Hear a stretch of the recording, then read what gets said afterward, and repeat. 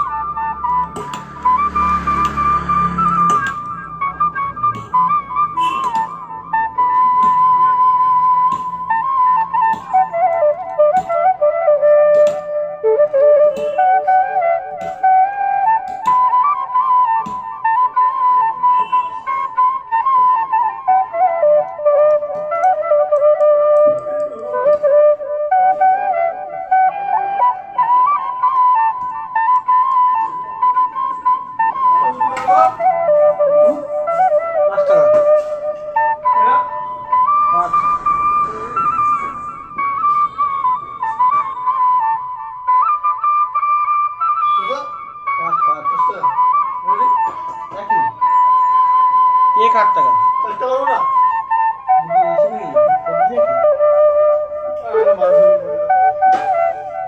হাতেস না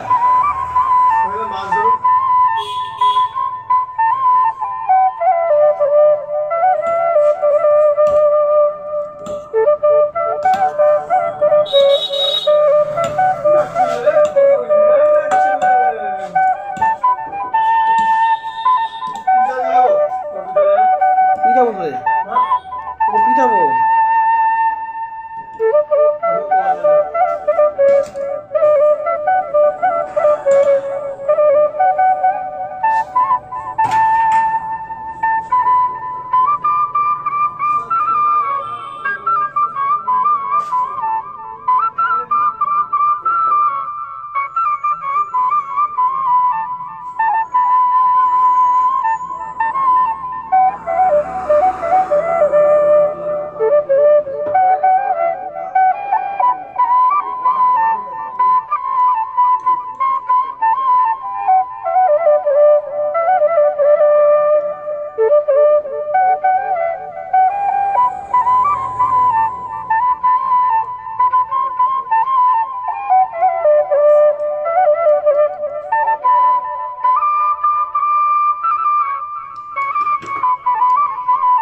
গাইস, দেখতে পেলে যে আমি অল্প সময়ের মধ্যে কী করে দুধ বার্গার হয়ে গেল।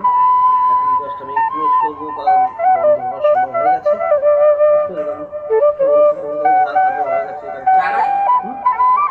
বন্ধ হয়ে সব এখন সব ধোয়া হয়ে গেছে। ছোট না বড় বড় ছোট বড়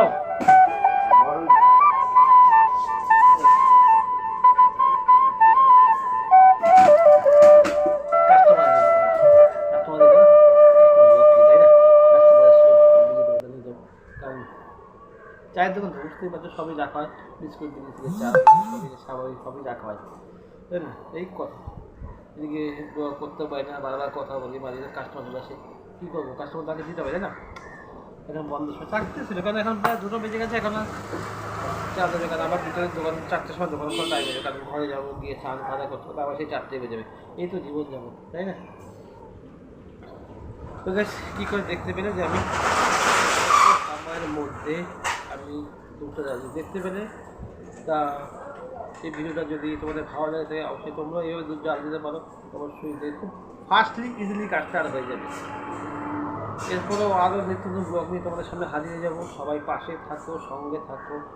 আজকে আমার ভিডিও যদি তোমাদের ভালো লাগে অবশ্যই সবাই লাইক কমে জানো, বেশি বেশি পরিমাণে শেয়ার করো, তাই না? তো গাইস, আজকে ভিডিওটা এখানে শেষ করছি। সবাই খুব ভালো থাকো, সুস্থ থাকো, আবার দেখা হচ্ছে পরবর্তী কোনো ব্লগে। ততক্ষণের জন্য আজকে টাটা। আর লাস্ট মেসেজ আবারও বলছি, কে কোনো ঝুট ঝামেলা করো না, রাগারাগি করো না, সঙ্গে থাকো, সাথে থাকো, পাশে থাকো। অনেক ঝুট ঝামেলা কাজ করতে গেলে অনেক বাধা বিপত্তি আসবে, সেগুলোকে ফরগেট ইট, ভুলে গিয়ে সবাই মিলেমিশে একত্রে কাজ করো। চলো আজকে এখানে টাটা, লাভ ইউ, বাই।